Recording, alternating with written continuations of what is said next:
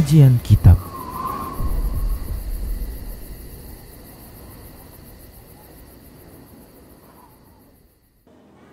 Bismillah, assalamualaikum warahmatullahi wabarakatuh. Innal hamdalillah nahmaduhu wa nasta'inuhu wa nastaghfiruh wa na'udzu billahi min shururi anfusina wa min sayyiati a'malina. May yahdihillahu fala mudilla lahu wa may yudlilhu fala hadiya lahu. Wa asyhadu an la ilaha illallah wahdahu la syarika lahu wa asyhadu anna Muhammadan abduhu wa rasuluhu sallallahu alaihi wasallam. Qala Allah tabaraka wa ta'ala, ya ayyuhalladzina amanu taqullaha haqqa tuqatih wa la tamutunna illa wa antum muslimun. Ya ayyuhan nasu taqu rabbakumul ladzi khalaqakum min nafsin wahidah wa khalaqa minha zawjaha وبث منهما رجالا كثيرا ونساء واتقوا الله الذي تساءلون به والأرحام إن الله كان عليكم رقيبا. يا أيها الذين آمنوا اتقوا الله وقولوا قولا سديدا يصلح لكم أعمالكم ويغفر لكم ذنوبكم ومن يطع الله ورسوله فقد فاز فوزا عظيما. أما بعد، فإن أصدق الحديث كتاب الله وخير الهدى هدى رسول الله صلى الله عليه وسلم وشر الأمور محدثاتها وكل محدثة بدعة وكل بدعة ضلالة وكل ضلالة في النار. Para pemirsa Rosyad TV dan para pendengar Radio Medan Mengaji serta para pemirsa media-media sunnah yang turut serta menyiarkan kajian ini, alhamdulillah, mari kita senantiasa bersyukur kepada Allah atas semua nikmat yang Allah berikan kepada kita. Salawat dan salam tak lupa kita ucapkan untuk Nabi-Nya Muhammad sallallahu alaihi wasallam. Para hamba Allah rahimani wa rahimakumullah, kita lanjutkan pembahasan kitab Minhajul Muslim di bab yang keempat tentang ibadah, dan kita masih melanjutkan bahasan tentang salat. Dan juga kita masih melanjutkan tentang penyebutan hal-hal yang dilarang ketika sholat. Hal-hal yang dilarang, baik itu diharamkan maupun dimakruhkan di dalam sholat. Baik para hamba Allah rahimani wa rahimakumullah, di antara hal yang dilarang, di antara hal yang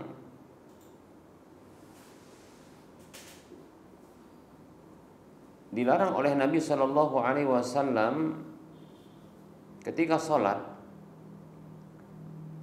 adalah sabda Nabi Shallallahu Alaihi Wasallam yang terkait dengan larangan merebahkan kedua siku ketika sujud.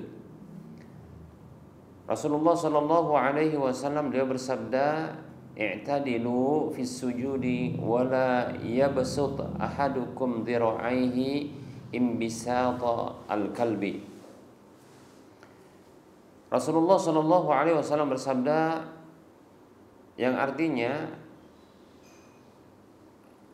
berlaku luruslah dalam sujud atau luruskan punggung ketika sujud, ya, tidak melengkung, ya. Tidak melengkung, ya.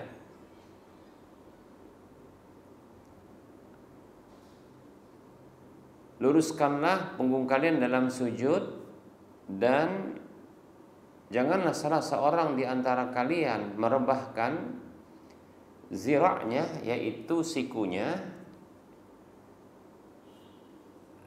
seperti merebah, ya, merebahnya seekor anjing. Ketika seorang sujud, maka tidak boleh dia meletakkan tangannya dalam kondisi, ya, sikunya juga ikut rebah sejajar dengan, ya, tangan tersebut, ya. Yang seperti ini itu mirip tindakan hewan anjing yang disebutkan oleh Nabi Shallallahu Alaihi Wasallam di sini. Hadis ini hadis yang dikeluarkan oleh Imam Al Bukhari, demikian pula Imam Muslim dan yang lainnya. Baik para hamba Allah rahimani wa rahimakumullah. Nah, oleh karenanya sudah kita sebutkan pada pertemuan-pertemuan yang sebelumnya bahwa kewajibannya adalah mengangkat siku ya dari tempat sujud atau dari tempat sholat ya, lantai di mana kita berdiri sholat. Baik para hamba Allah rahimani wa rahimakumullah.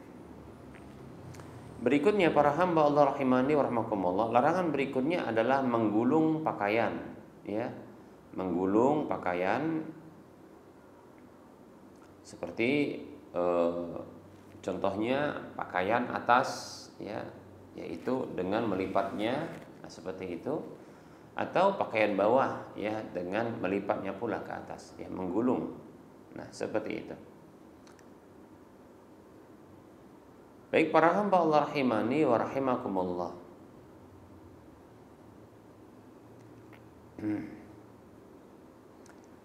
Dalam hadis yang diriwayatkan oleh Imam Al-Bukhari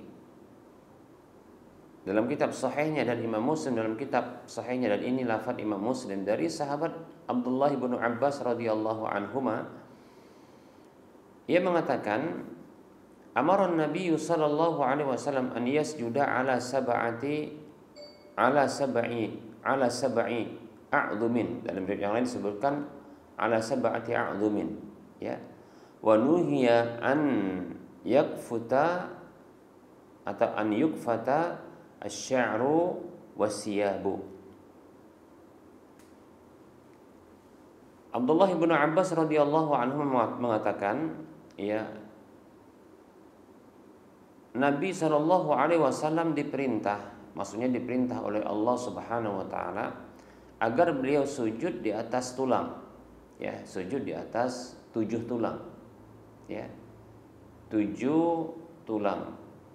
Dalam hadis yang lain disebutkan rinciannya, yaitu kening beserta dengan beliau mengisyaratkan ke hidung ya, juga berarti adalah kening dengan hidung ini harus menempel ke tempat sujud. Kemudian ya, kedua telapak tangan, kemudian kedua lutut ya, kemudian kedua ya ujung-ujung jari kaki, demikian. Baik para hamba Allah rahimani wa rahimakumullah. 7 ya, 7 tulang. Wa nuhiya an yukfata asy-sya'ru was-siyabu, dan beliau dilarang untuk menggulung ya rambut ya. Menggulung rambut berarti kalau rambut itu disatukan kemudian dikepang ya. Kemudian dan pakaian. Jadi pakaian juga digulung ya, dengan cara melipatnya ke arah ya, ke arah atas atau ke arah dalam, demikian. Baik para hamba Allah rahimani wa rahimakumullah. Hadisnya riwayat Bukhari Muslim. Ini lafaz Imam Muslim. Baik, ini tidak boleh ya. Oleh karenanya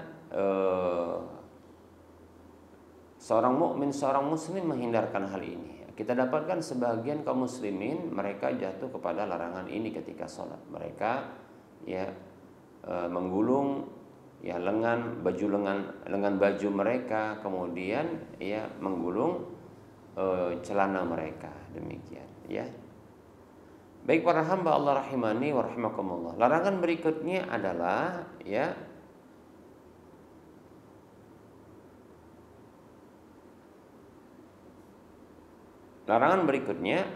melakukan duduk iqa' ya seperti syaitan ya, duduk iqa' seperti syaitan, yaitu ketika duduk ya, seorang yang sholat tersebut dia membuka kakinya ya, kemudian dia duduk di tengahnya, demikian ya, dia duduk di tengahnya. Nah, ini adalah model duduk iqa'nya syaitan ya, duduknya syaitan seperti ini, yaitu dia membuka kakinya, kedua kakinya ya, kaki kanan, kaki kiri itu dibuka ya. kemudian dia duduk di tengahnya. Dia duduk di tengahnya, demikian, ya. Mudah-mudahan bisa terbayang, ya. Baik para hamba Allah rahimani wa rahimakumullah.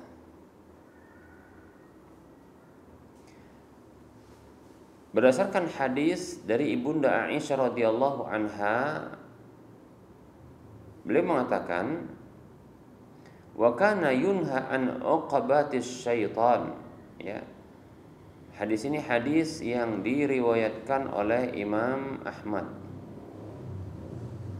Dan dahulu beliau sallallahu alaihi wasallam, bisa juga dibaca dengan wa kana yanha an uqbatis syaitan, dan beliau sallallahu alaihi wasallam dahulu, ya, melarang dari duduknya syaitan, ya, duduknya syaitan.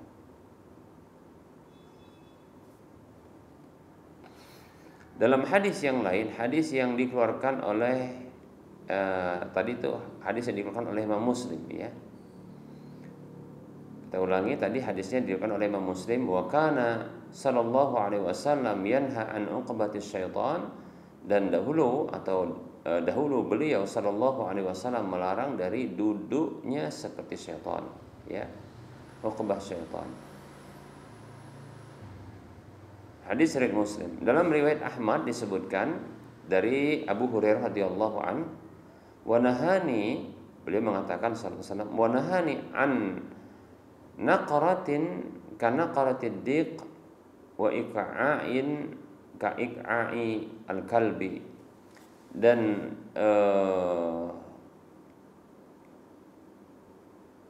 Abu Hurairah radhiyallahu anhu mengatakan, dan beliau sallallahu alaihi wasallam melarangku, ya, dari mematuk seperti mematuknya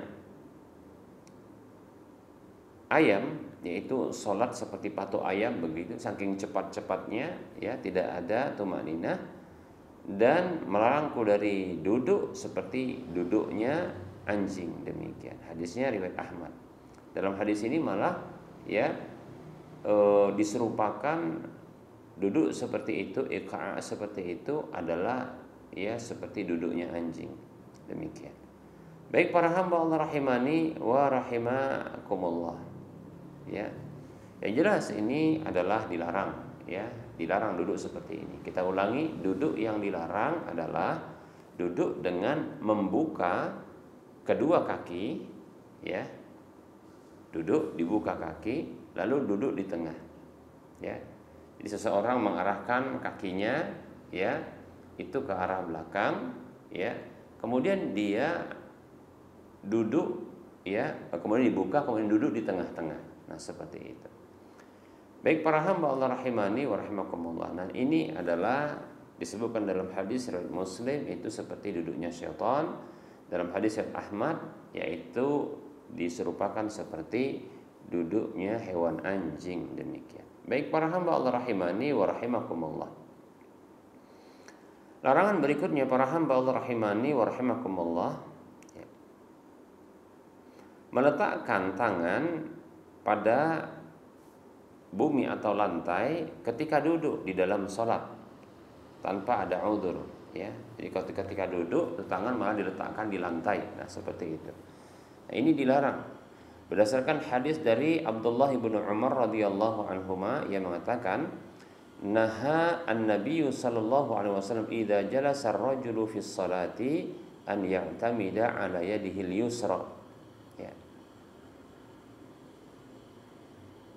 Nabi sallallahu alaihi wasallam melarang apabila seseorang itu duduk dalam sholat, dia bersandar pada tangan kirinya, ya.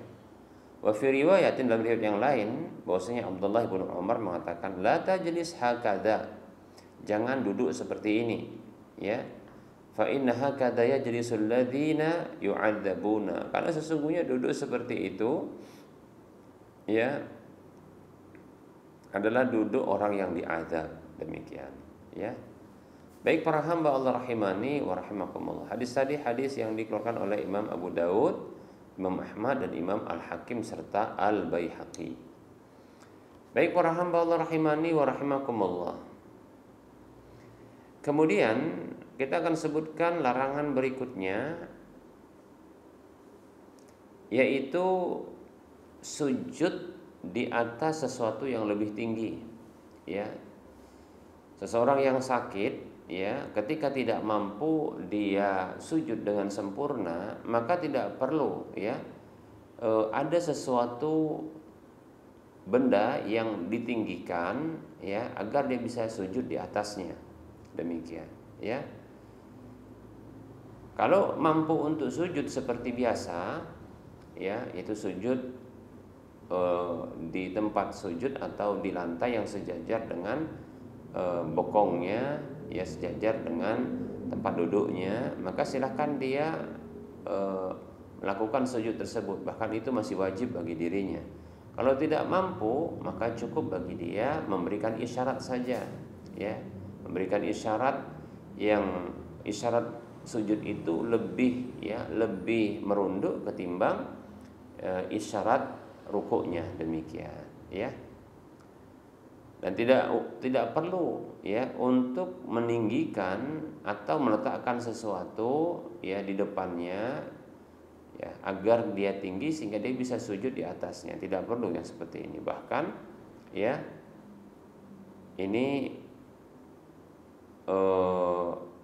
pernah, ya, tindakan seperti ini ditegur oleh Nabi Shallallahu Alaihi Wasallam. Dalam hadis Abdullah bin Umar radhiyallahu anhuma, ia mengatakan, ada Rasulullah sallallahu alaihi wasallam rajulan min ashabihi maridan.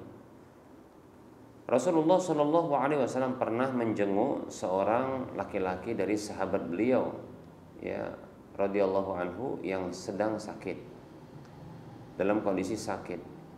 Wa ana ma'ahu, sementara aku bersama beliau, kata Abdullah bin Umar radhiyallahu anhuma. Fadakhala alaihi wa huwa yusalli ala audin. Lalu beliau sallallahu alaihi wasallam masuk menemuinya dalam kondisi dia salat, ya,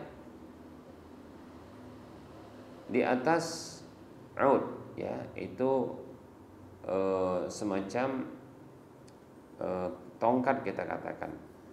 Fawada'a jibhatahu 'alal 'aud, ya, lalu dia meletakkan keningnya di atas tongkat tersebut. Fa'auma'a ilaihi, ya. Lalu Rasulullah SAW memberikan isyarat kepadanya, fatarahal 'aud, untuk, ya, membuang atau menyingkirkan tongkat tersebut. Wa akhadha wisadatan, dan untuk mengambil bantal. Faqala Rasulullah sallallahu alaihi wasallam, ya, maka Rasulullah bersabda sallallahu alaihi wasallam kepadanya, da'ha anka in istata'ta an tasjuda 'alal ardi wa illa fa'aumi ima'an waj'al sujudaka akhfad min ruku'ika. Kata Rasulullah SAW, ya, singkirkan bantal itu darimu. Jadi orang tadi, ya, sahabat Rasulullah tadi, setelah melakukan perintah Nabi untuk menyingkirkan tongkat tersebut, dia malah mengambil bantal untuk menggantikannya. Maka Rasul mengatakan, singkirkan bantal itu darimu, ya. Bila engkau mampu untuk sujud, ya, pada lantai atau pada tanah itu, maka lakukan. Kalau tidak, maka, ya, cukup memberikan isyarat saja, ya, dan jadikan sujudmu itu lebih rendah ketimbang rukukmu, demikian, ya. Hadis ini hadis yang dikeluarkan oleh Imam Tabrani dalam Mu'jamul Kabir, ya. Dan ini juga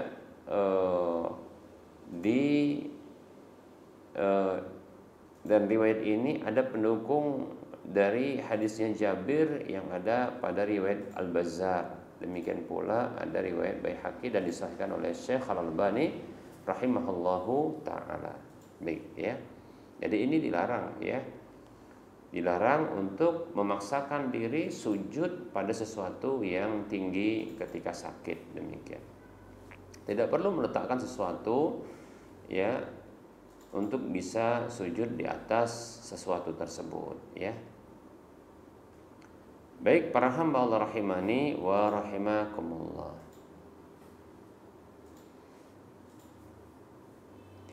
Kemudian hal berikutnya yang dilarang adalah ya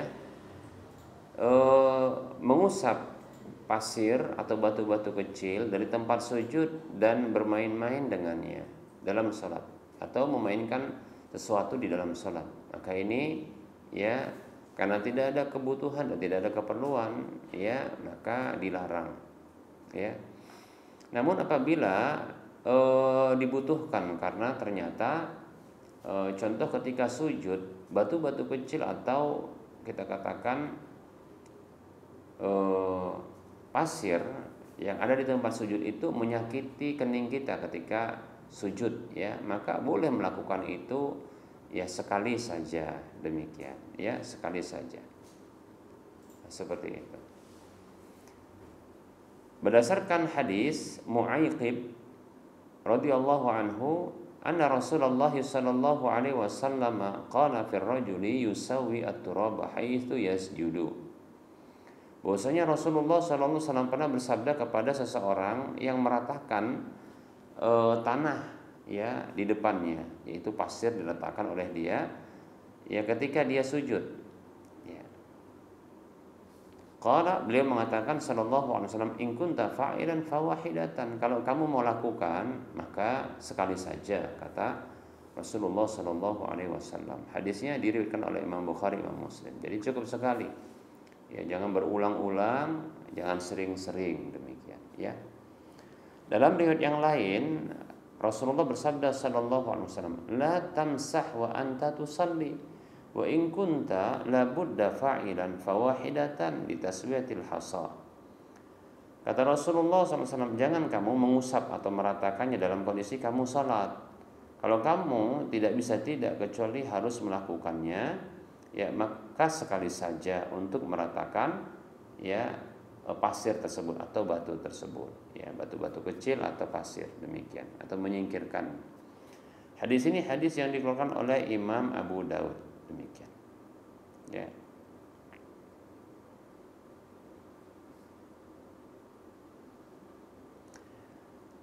Abdullah bin Mas'ud radhiyallahu anhu mengatakan, arba'un minal jafa, ada 4 yang termasuk tidak sopan, ya. Di antaranya beliau menyebutkan wa mashur rajuli at-turaba an wajhihi wa huwa fi salatihi, yaitu seseorang mengusap ya tanah atau pasir dari keningnya atau dari wajahnya dalam kondisi dia salat. Itu dianggap ya tidak sopan, ya demikian. Hadisnya diriwayatkan oleh Imam Baihaqi. Baik para hamba Allah rahimani wa rahimakumullah. Jadi mengusap mengusap sesuatu, melakukan tindakan seperti itu ya, baik itu tempat sujud ya atau kening ya, ini kita katakan bisa mengganggu sholat, demikian, dan itu sebuah hal yang tidak diperlukan. Kalau perlu maka lakukan cuma sekali saja, demikian ya. Namun jangan berulang-ulang, demikian ya.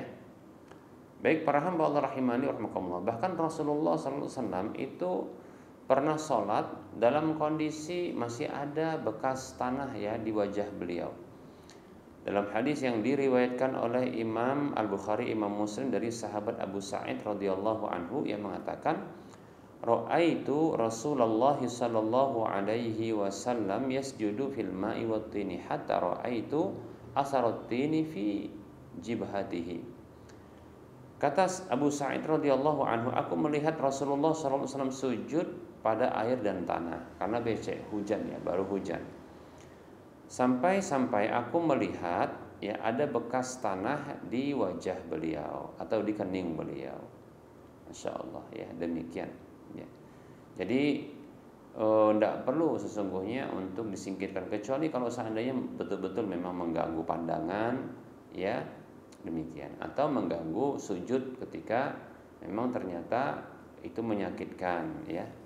ketika sujud. Wallahu taala a'lam. Kemudian para hamba Allah rahimani wa rahimakumullah, di antara yang termasuk merupakan hal yang dilarang atau yang dimakruhkan kita katakan ya, adalah mendahulukan ketika turun itu ya lutut, ya mendahulukan lutut ketika turun sebelum kedua tangan ya untuk bertumpu pada lantai ya ketika mau sujud demikian.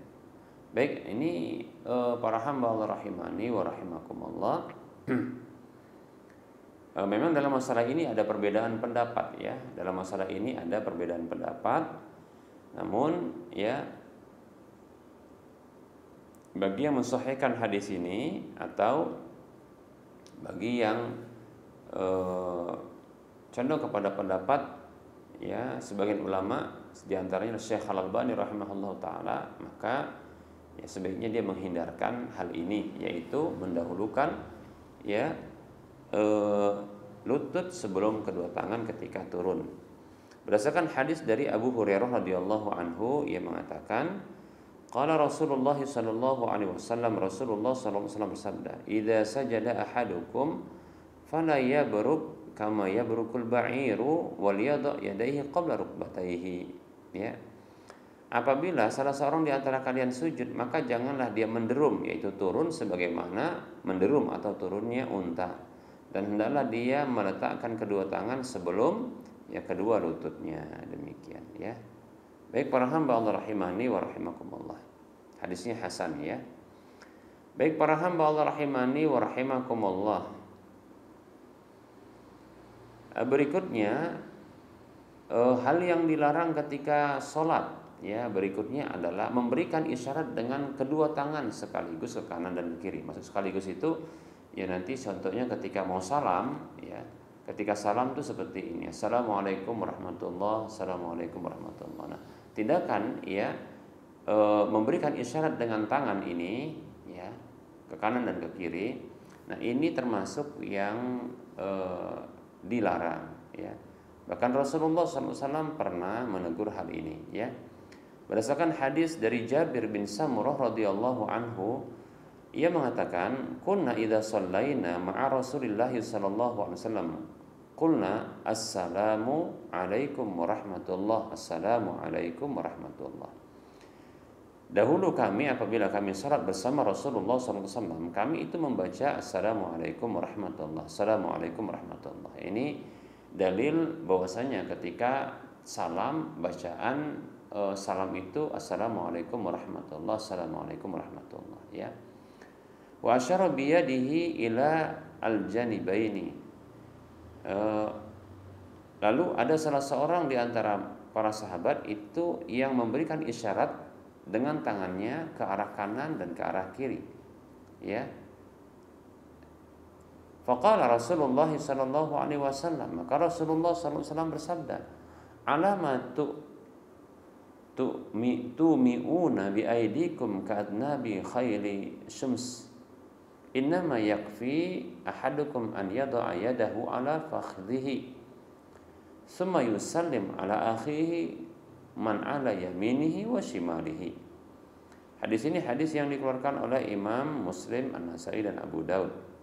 Kata Rasulullah menegur sahabat yang seperti itu, ya, untuk apa kalian mengisyaratkan dengan tangan-tangan kalian seperti ekor-ekor kuda yang binar, yang liar? Ya, sesungguhnya cukup ya salah seorang di antara kalian meletakkan tangannya di atas pahanya saja, kemudian dia salam kepada saudaranya, ya, kepada orang yang ada di kanannya dan ada di kirinya, yaitu dengan isyarat kepalanya, ya. Nah, seperti itu. Hadisnya riwayat Muslim dan yang lainnya. Baik para hamba Allah rahimani wa rahimakumullah. Baik para hamba Allah rahimani wa rahimakumullah. Kemudian hal yang dilarang berikutnya adalah mendahului imam dalam salat. Ini tidak boleh ya. Bahkan ada larangan seperti ini, bahkan ada ancaman. Nabi SAW bersabda, "Ama yakhsha ahadukum idza rafa'a ra'sahu qabla al-imami an yaj'alallahu ra'sahu ra'sa himarin aw yaj'alallahu suratahu surata himarin. Hadis ini hadis yang dikeluarkan oleh Imam Al-Bukhari, Imam Muslim dan yang lainnya. Kata Nabi Shallallahu alaihi wasallam, ya, tidakkah salah seorang di antara kalian itu takut apabila ia mengangkat kepalanya sebelum imam, ya, takut Allah Subhanahu wa taala menjadikan kepalanya itu seperti kepala keledai atau menjadikan bentuk dia, rupa dia seperti rupa keledai. Lihat, ini ada ancaman seperti ini, ya. Maka tidak boleh kita mendahului imam dalam gerakan-gerakannya. Demikian. Hadis diriwayatkan oleh Imam Bukhari, Imam Muslim. Yang terakhir yang bisa kita bahas pada pertemuan kali ini, ya, hal yang dimakruhkan juga adalah sholat ketika dalam kondisi menahan, ya, atau terdesaknya buang air besar atau buang air kecil. Itu menahan buang air besar, buang air kecil dalam kondisi terdesak, ya. Yang seperti ini, ya, dilarang. Berdasarkan hadis dari Ibunda Aisyah radhiyallahu anha yang mengatakan, aku mendengar Nabi sallallahu alaihi wasallam bersabda, la salata bi hadratit ta'ami wala wa huwa yudafi'uhu al-akhbasani. Kata Rasulullah sallallahu alaihi wasallam, tidak ada salat dalam kondisi hadirnya makanan dan tidak ada salat dalam kondisi dia terdesak oleh dua najis, ya, yaitu dua buang air besar maupun buang air kecil. Demikian hadisnya diriwayatkan oleh Imam Muslim dan Abu Daud. Baik, untuk menahan makanan, untuk tidak ada syarat ketika hadirnya makanan, ini tidak mesti, ya. Ya, ini bukan satu yang wajib harus demikian atau tercela, karena Rasulullah SAW pernah, ya, dalam kondisi makan beliau mendengarkan azan, beliau itu menghentikan makan. Demikian, ya. Adapun tidak ada sholat dalam kondisi contohnya memang betul-betul dia lapar dan dia menginginkan makan, dikhawatirkan ketika dia sholat, ya, ini akan terganggu konsentrasi atau kekhusyuannya. Demikian. Namun apabila dia memilih untuk sholat daripada makan, boleh juga, tidak mengapa, ya. Nah, seperti itu. Tapi jangan membiasakan diri menghadirkan makanan dalam kondisi, ya, hendak mau sholat. Nah, ini hanya mencari-cari alasan saja untuk bisa tidak menghadiri sholat berjamaah. Demikian, ya. Baik. Nah, adapun dalam kondisi terdesak oleh buang air besar, buang air kecil, maka ini tentu, ya, tentu berbahaya apabila seseorang itu dalam kondisi menahan dan sudah mendesak, ya, untuk keluar. Dikhawatirkan dia tidak mampu menahannya dan itu akan mengotori masjid, menajisi masjid. Demikian, ya, dan mengganggu orang lain tentunya, ya. Bahkan bisa jadi orang di sekitarnya ini akan membatalkan sholatnya karena mungkin bau, ya, atau dikatakan di antara mereka mungkin tertawa, ya, karena melihat kondisi orang mungkin ngompol atau mungkin, ya, dia beser keluar kotoran itu. Demikian, ya, dengan suara yang keras mungkin, ya. Wallahu taala alam. Barangkali ini saja, ya, yang bisa kita sampaikan dalam pembahasan kita kali ini. Baik para hamba Allah rahimani wa rahimakumullah. Sedikit kita menjawab pertanyaan yang sudah masuk, ya. Pertanyaan pertama, Ustaz, apa hukum sholat di tempat yang tinggi, contoh meja atau tempat tidur, ya.